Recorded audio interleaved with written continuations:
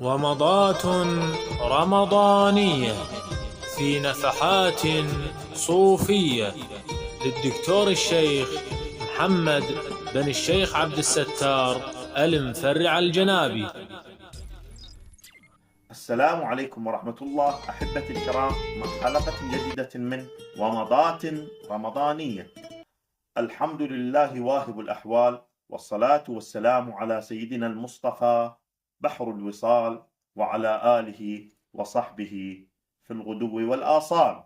أما بعد، فالحال عند الصوفية هبة من الله، ومعنى الحال هو معنى يرد على القلب ويظهر على الجوارح من غير تعمد ولا اكتساب. وقال البعض: الحال تبطن فيه المكاسب وتظهر. أمنوا معي: ربنا لا تزغ قلوبنا بعد إذ هديتنا وهب لنا من لدنك رحمة إنك أنت الوهاب يا أرحم الراحمين.